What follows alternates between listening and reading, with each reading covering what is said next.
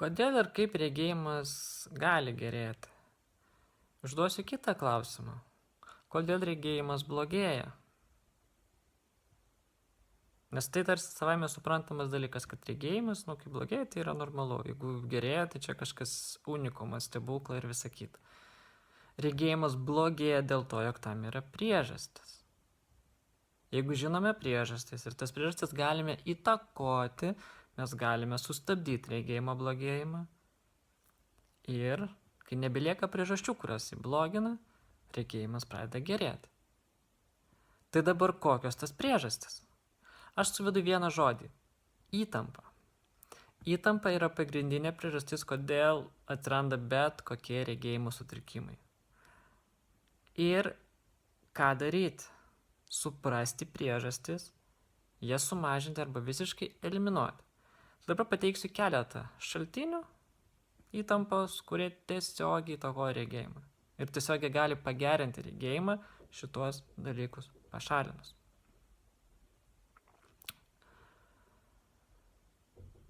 Ilgą laiką žiūrėjimas į artimą atstumą kelia akims įtampą. Ar mes galime žiūrėti trumpiau? Galime.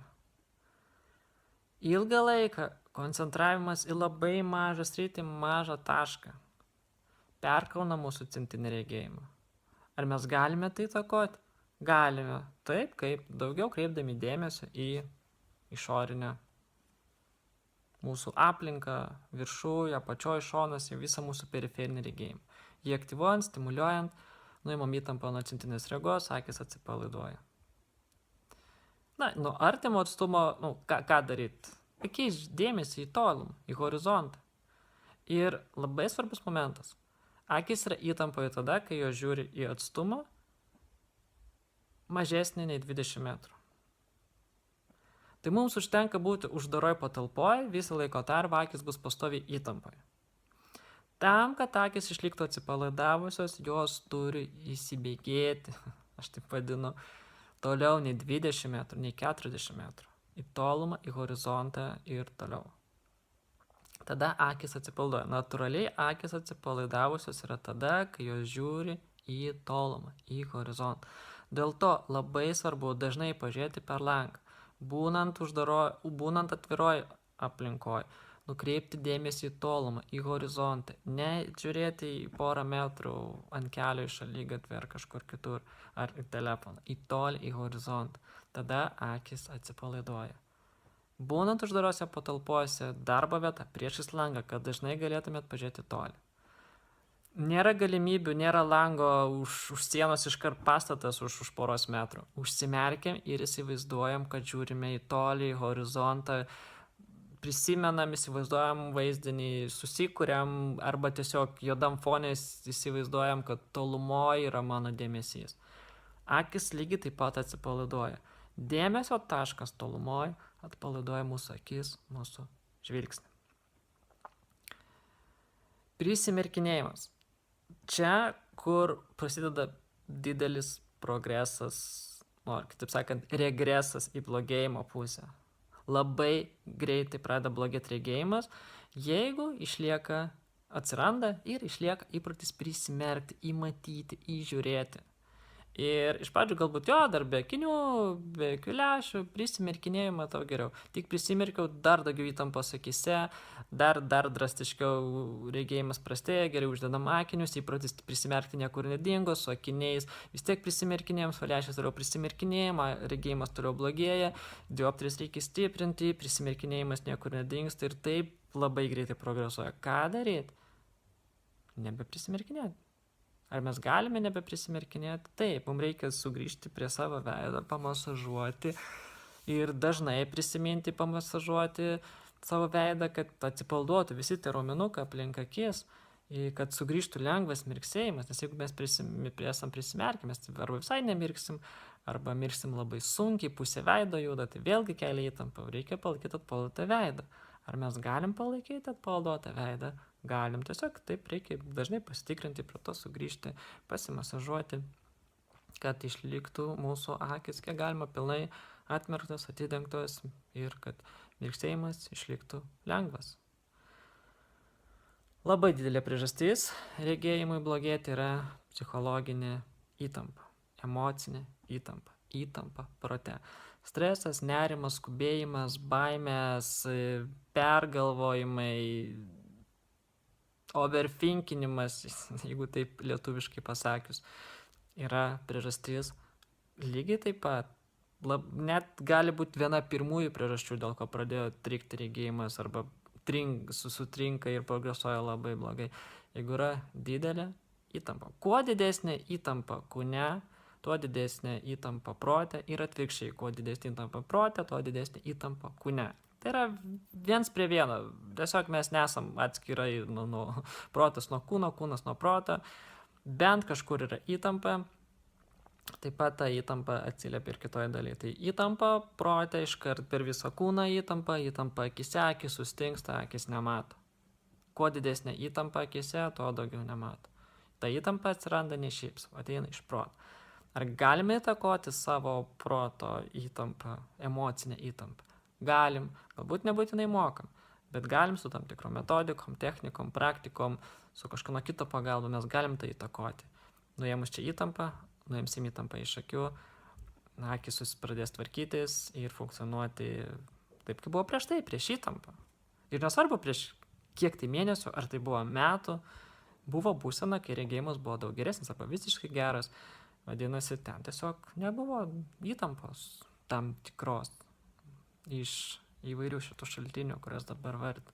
Bet grįžus į tą būseną, nėra įtampos veide, nėra įtampos prote, nėra kūne kažkur sprande, kakle, pečiuose dėl prastos laikysenos, įtampos, nėra pastoviai sukaustytas žvilgsnis, jeigu į artimą tašką, jeigu nepamirštam periferinio regėjimo. Tai va čia, kai mes pradedam atsukinėti, stabdyti viską, stop įtampai, stop sąstingiui kūne, stop sąstingiui veide, stop sąstingiui, prisimerkime, stop įtampai, bet kokiai formai, kad pagaliau kūnas atsipalaiduotų, veidas atsipalaiduotų, akis atsipalaiduotų. Tada pradėsim matyti geriau, pradėsim matyti aiškiau. Ir taip, gerai, o nuo ko pradėti? Tai visi būdai, kurie tinka atpalaiduoti kūną, nuraminti protą, jau iškart palankiai įtakoja ir akis, ir regėjimą. Yra papildomos praktikos skirtos stimuliuoti visą regėjimo sistemą, atpalaiduoti centrinį regėjimą, pajungti periferinį regėjimą, subalansuoti abi akis ir bendrai dar labiau paskatinti, atpalaiduoti tą žiūrėjimą, tą matymą. Nes kaip mes žiūrim, ką mes matom, kaip mes iš vis aplinką suvokiam, interpretuojam, tai yra viskas apie matymą, apie akis ir apie mūsų dėmesį. Ir kai mes pajungiam su praktikomis, jas praktikuojam, suprantame, pasiekiam tą būseną, pajaučiam, tiesiog fiziškai jaučiam, emociškai jaučiam, kaip tai atpalaiduoja akis, veidą, kūną, protą. Tai integruojam, tada formuojam, ugdom naujus, arba kitaip sakant, pamirštus gero regėjimo įpročius, nes gerai matantiems žmonėms nereikia daryti jokių pratimų, jokių praktikų, tiesiog natūraliai. Jie palaiko gero regėjimo įpročius, lengvas mirksėjimas, neįtemptas veidas, neįtemptas akis, neįtemptas žiūrėjimas, nėra tokio perteklinio galbūt fokuso į vieną tašką, kuris atsiranda dažniausiai ne dėl to, kad ten reikia daug ir sunkiai dirbti, pavyzdžiui, ir darbus atlikti, o dėl to, kad jeigu aš tų darbų nepadarysiu, tai man yra baimė, kaltė, gėda ir visa kita paletė negatyvių jausmų, dėl ko man galbūt tie darbai, kuriuos man reikia padaryti prie ekrano, kelia didelę įtampą. Ne ekranai kalti, kad regėjimas blogėjo, o būsena, su kuria tie darbai atliekami. Nes jeigu mes, ten tiesiog galbūt, kaip pavyzdys, žiūrėtume mums labiausiai patinkančius filmus dieną naktį, žaistume žaidimus kažkokius mums tikrai patinkančius dieną naktį, tikėtumės galbūt net ir tą regėjimą išlaikytume gerą, nesvarbu, kad mes žiūrim į ekranus ilgą laiko tarpą, bet mes tiesiog mėgomės procesu, mums faina, mums ta prasme džiaugiasi kūnas, protas, kūnas gal nelabai džiaugiasi, jis nori judėti, bet protas turbūt džiaugiasi ir visa kita. Tai jeigu patogiai sėdėm, kūnas neįsitampia, bet mūsų protas mėgaujasi to, ką daro, tai tikėtina, kad ir akis išliks atsipaldavusios ir regėjimo sutrikimo nebus. Bet jeigu aš prisėdu prie ekrano ir man iškart baimės, gėdos, kaltės padarysiu, nepadarysiu, gerai bus, negerai bus, dėl to perfekcinis, bet dėl to įtampa, dėl to streso, dėl to nerimas ir visa šita įtampa tiesiog iš proto į kūną, į akis, tai mes paskui atsitraukiam nuo to ekrano ir pamatom, kad visų pirma regėjimą pamatom, kad jisai galbūt pakriko. Tada pažiūrim, kad mūsų būsena toliau neatsistatė. Nėra taip, kad aš tiesiog atsistojau ir viskas jau kūnas atsipalaidavęs, protas atsipalaidavęs. Gali būti toliau viskas ūžia, kūnas toliau įtampoje. Tada taip reikia papildomų praktikų, kaip ta įtampa, kuri nusėdo kūne arba tebesisuka prote, kaip ją nuimti. Tai viskam yra praktikos. Ir tai mes galime įtakoti nuo fizinio lygmens, nuo emocinio, nuo mąstymo lygmens, subalansuoti, gražinti atsipalaidavimą. Nes atsipalaidavimas yra pagrindinis dalykas, kuris gerina regėjimą. Atpalaiduojam kūną, regėjimas gerėja. Atpalaiduojam veidą, regėjimas gerėja. Atpalaiduojam protą, regėjimas gerėja. Atpalaiduojam akis, regėjimas gerėja. Regėjimą galim įtakoti šalinant priežastis. Tai vėlgi, jeigu neaišku, nuo ko pradėti, arba aišku, bet norisi vis tiek pradėti, o vienai nepavyksta, tai kviečiu jungtis į Vilniuje organizuojamą grupinių užsiėmimų kursą, kur kas savaitę gyvai susitiksime, darysime praktikas, ugdysime gero regėjimo įpročius, kaip žiūrėti atpalaiduotų žvilgsnių, kaip jaustis labiau atsipalaidavus. Ir su reguliariom praktikom, įpročiais, konkrečiom praktikom, konkrečiais įpročiais pradėti stabdyti įtampos šaltinius, pradėti stabdyti regėjimo blogėjimą, o ilgesnį perspektyvą ir pamatyti regėjimo pagerėjimus. Nes mes tai galim įtakoti. Galbūt anksčiau nebuvo aiškus būdai, kai kam aš galiu pristatyti tuos būdus, kad būtų viskas aišku, tiesiog beliks tai integruoti į savo kasdienybę ir stebėti rezultatus. Tiek bendrai savijautoje, kūne, tiek prote, tiek akise ir aišku regėjime.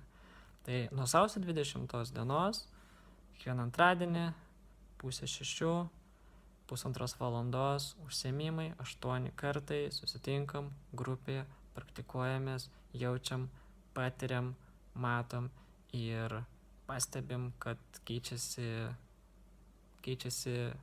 ne tik mūsų regėjimas, bet ir savijauta. O su savijauta lygiai taip pat keičiasi ir regėjimas. Tai vienas iš būdų gyvai Vilniuje tiesiog prisijungti, gero regėjimo patirtis 8x, visa informacija ir registracija www.gerasregėjimas.lt. Tai linkiu įtakoti savo regėjimą, nes regėjimas yra tik atspindys įtampos mūsų kūne, mūsų prote. Tai įtakojant įtampą, keičiant ją atsipalaidavimą, pasijaučia rezultatai ne tik regėjime.